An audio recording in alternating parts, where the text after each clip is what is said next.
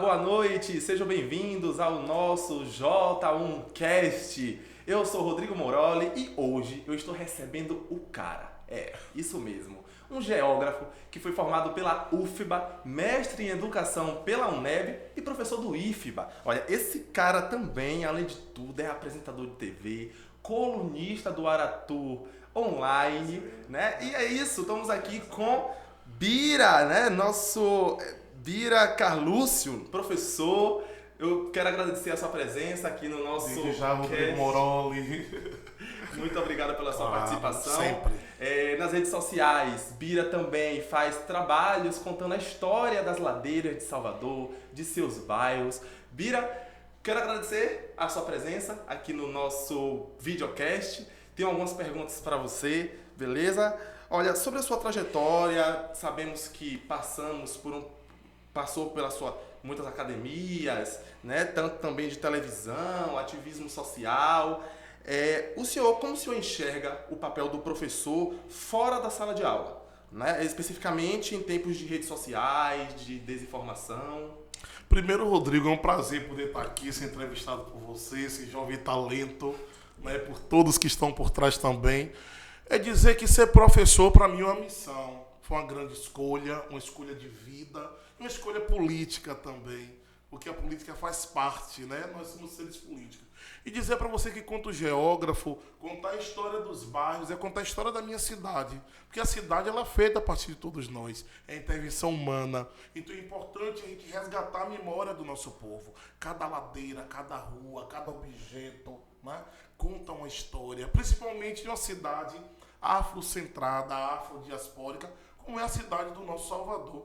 Então, dizer para você que é uma missão poder falar para o nosso povo um pouco, né, de cada cantinho, de cada encanto que nossa cidade tem. Então, eu dizer assim, é difícil nos dias de hoje, porque é o que eu estava falando ali um pouco ali fora em off. Uma coisa é conhecimento, outra coisa é informação. Então, eu acredito que com essa chancela de mais de 20 anos, né, trabalhando em escola da rede pública e privada, a gente consegue trazer o conhecimento para as redes sociais. Falando sobre as salas de aula, né? Sabemos aí que o senhor tem mais de 20 anos, né, em sala de aula. Durante todo esse período, qual foi a sua percepção do que mudou, né, nas últimas décadas em relação aos alunos, aos desafios? Quais foram esses desafios que foram enfrentados durante esse período e essas mudanças mesmo na forma de ensino, de aprendizagem? Na verdade, a gente tem hoje uma perspectiva que é do acesso. Houve uma universalização do acesso, mas a gente tem um problema muito sério, muito grave hoje, que é o processo, na verdade, da aquisição do conhecimento, do aprender. O porquê? Porque a qualidade do ensino caiu, por questões políticas, questões sociais. Então a gente tem uma problemática. Houve a pauperização também da função docente. E mais, você vai ter justamente a chegada, né, das redes sociais, das novas invenções tecnológicas, e o professor, ele muitas vezes, ele não está preparado para essa formação, porque o Estado deveria formar os professores para utilizar a tecnologia. Então fica o professor do lado, a tecnologia do outro. E um outro detalhe também, os estudantes também, nas redes públicas, não têm acesso à mesma qualidade da internet, a banda, né, a banda larga, de repente um lugar é mais veloz do que em outro. Então, como o professor Milton Santos vai falar, num período de globalização, que parece que é uma fábula, você tem as perversidades. Massa! Olha, o senhor leciona disciplinas como Geografia da África, Geografia Política também. Em sua visão, o que ainda falta nas escolas brasileiras para que os estudantes compreendam, né, de forma mais crítica a formação do nosso território e das nossas desigualdades? Olha, Rodrigo, eu digo para você que tem uma autora que eu gosto muito, que é Bárbara Freitag. A professora Bárbara Freitag vai falar de Escola, Estado e Sociedade. Um outro livro também é do Humberto Bobbio, que fala de Estado, Governo e Sociedade. Como é que a gente vai compreender as escolas se a gente não compreende os nossos espaços, os nossos territórios? Você observa a territorialidade de uma cidade como Salvador, não é? Cheia de favelas, de mocambos, até outro dia tínhamos palafitas. Então esses sujeitos não saem do nada. Organicamente, eles vão trazer para a escola todas essas mazelas sociais, sociológicas, psicológicas. Então há, na verdade, na escola, uma violência, há uma negação ao conhecimento, porque justamente As pessoas que estão, os sujeitos que estão na escola pública são principalmente sujeitos negros, são mulheres. Então não há, na verdade, uma boa vontade em educar. Como já dizia a professora Darcy Ribeiro, se a gente não enfrentasse o problema da educação lá atrás, escola em tempo integral, a gente já tem o quê? Investir e construir muito mais presídios. Então é o que está acontecendo. O Estado brasileiro sempre foi a favor do genocídio, principalmente da população negra e dos povos originários. Então, hoje há um enfrentamento muito grande, primeiramente porque os movimentos sociais precisam continuar tensionando para que as leis, como a 10.639/03, 11.645/08, possam incluir de forma efetiva o ensino da história e cultura afro-indígena. Já é um grande passo, sem esquecer da diversidade de orientação sexual e de todas as outras problemáticas que a gente tem na nossa sociedade. Professor Bira, muito obrigado pela sua participação. Estamos gratos em recebê-lo, mas a gente ainda não terminou não. Ainda tem mais uma pergunta para fazer, para a gente fazer esse fechamento, sempre enriquecendo aqui o nosso...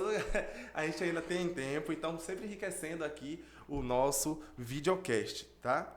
Olha, se o senhor pudesse escolher um lugar simbólico de Salvador para poder dar uma aula ao ar livre, qual seria esse lugar e por quê? Ou até se isso já aconteceu, contar um pouco desse momento. Todo mundo que me conhece sabe que essa cidade é do Oxum. E meu lugar preferido é o Dique do Tororó. Então ali me traz uma memória afetiva, me traz uma memória antropológica, me traz uma memória da força das águas. Então a água é água, a água rompe tudo. Então, na verdade, como homem negro, a gente precisa de grandes estratégias. E o Oxum nos mostra como a gente tem uma grande estratégia. Então, o Dique do Tororó, para mim, ali é um local onde a gente pode fazer realmente uma grande aula. Onde tudo começou também, para mim, na televisão, no Conexão Bahia, com Luana Assis, foi no Dique do Tororó. Então, ali as águas de Oxum me purificam. Que linda a história. Para além disso, a gente sabe que o senhor atualmente também é colunista do Aratu Online. E aí, nesse espaço, a gente tem alguns temas para poder refletir e trazendo essa questão social, cultural, dentro dos seus textos, do que o senhor escreve. Qual tem sido o impacto desse trabalho na sua trajetória como educador? Quais são os resultados que já está conseguindo ver com essas escritas? Olha, Rodrigo, para mim o que mais é importante é a itinerância. Eu sou um grande ativista. Eu digo sempre, amo o movimento social negro, a importância que tem, mas eu preferi colocar minha mochila nas costas, meu laptop, meu notebook, ir nas escolas públicas, nos sindicatos, em todos os lugares, podendo levar o meu corpo, que é um corpo transgressor, é um corpo decolonial. Então a minha escrita é decolonial e a minha escrita não é erudita, é uma escrita justamente para que jovens como você possam ler, entender, compreender e realizar praxes. E o que é praxes? A mudança, a transformação, é a revolução, que chega a primavera, como dizia Che Guevara. Olha, o cara é muito... Se deixar, a gente fica aqui por horas conversando com o professor Bira. Muito incrível ouvi-lo falar, né? Parece um poeta contando as histórias de suas experiências, né? Seu percurso aí como educador. Mas chegou o momento da gente fazer o encerramento do nosso videocast aqui no J1. Quero agradecer novamente a sua presença. Teremos outras oportunidades. Muito obrigado mesmo por ter topado e aguardamos o senhor, claro, né, numa próxima. Estamos aqui na frente de um mestre, tá? Gratidão. O senhor pode finalizar da forma que o senhor achar preferido. Se aprendemos a odiar, podemos aprender a amar. Nelson Mandela. E é isso, gente. Muito obrigado.